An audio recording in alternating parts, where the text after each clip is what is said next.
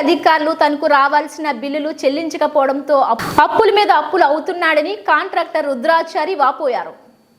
మండలంలోని మేజర్ పంచాయతీలో రేణిగుంట గ్రామ పంచాయతీ 50,000 పై చిలుక ఉన్న జనాభాకు నిత్యం పంచాయతీ ద్వారా మంచినీరు అందిస్తున్నారు. అయితే పంచాయతీ పరిధిలో అధికంగా మోటార్లు స్టార్టర్లు ఉండడం, అవి నిత్యం రిపేర్లు కావడం సర్వసాధారణం. వీటి మరమ్మతుల నిమిత్తం పాపానాయుడుపేటకు చెందిన మోటార్ వైండింగ్ మెకానిక్ రుద్రాచారి గత 2 సంవత్సరాలుగా పంచాయతీకి సేవలు అందించారని, రోజు కార్యాలయం చుట్టూ ప్రదక్షిణ చేస్తున్న అధికారులు స్పందించడం లేదని, బిల్లుల మీద బిల్లులు పెరిగిపోవడంతో మెకానిక్ అప్పుల పాలు అయ్యాడని పంచాయతీ అధికారులు ఇప్పటికైనా స్పందించి తనకు రావాల్సిన 9,50,000 రూపాయల నిధులు తక్షణమే విడుదల చేయాలని ఆయన వేడుకుంటున్నారు.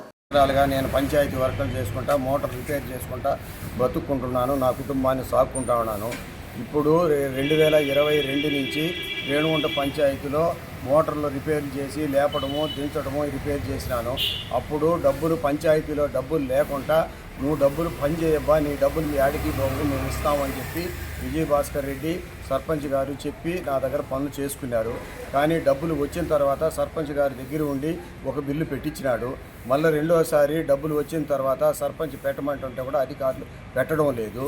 ఇప్పుడు మన ప్రభుత్వం వచ్చిన తర్వాత రేణుగుంట పంచాయతీలో మన నాయకులందరూ కలుసుకొని పని నిలిపేసినామంటే నీళ్లకు భ్రష్టత్వం పట్టిపోతుంది.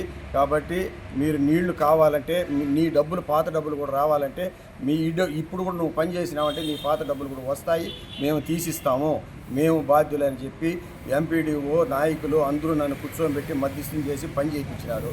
2,20,000కు మళ్ళా పని చేసినాను. ఆ డబ్బులు కూడా పెట్టడం లేదు. అదే అధికారి మన ఎంపీడీఓ కూడా మన సెక్రటరీ గారికి చెప్తే కూడా ఆయన పట్టించుకోవడం లేదు. ఏఈ సంతకాలు కావాలన్నాడు, ఏఈ సంతకాలు కూడా పెట్టుకొచ్చి ఇచ్చినాను.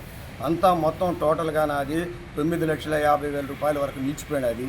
ఇక్కడ నాకు పని చేస్తే 100కి 5 రూపాయలు కూలి వస్తుంది. మిగతా అంతా పెట్టుబడేను. ఈ పెట్టుబడి అంతా పెట్టిన దానివల్ల నేను లాస్ అయిపోయినాను. నా కుటుంబాన్ని పోషించుకునే దానికి కూడా నాకు సక్రంగా ఏ బాధ్యత లేకుండా ఇబ్బందులు పడిపోతున్నాను. నాకు చెప్పులు అరిగిపోయేట్టుకు తిరుగుతున్నా కూడా నన్ను సమాధానం పట్టించుకోలేదు అధికారి. కాబట్టి చేసి ప్రభుత్వం వారు ఎవరైనా నాకు నాయకులైనా కానీ ప్రభుత్వం అయినా కానీ న్యాయం చేసి నా డబ్బులు నాకు తీసిస్తే నా కుటుంబాన్ని మీరు సాకినట్టుగా ఉంటుంది.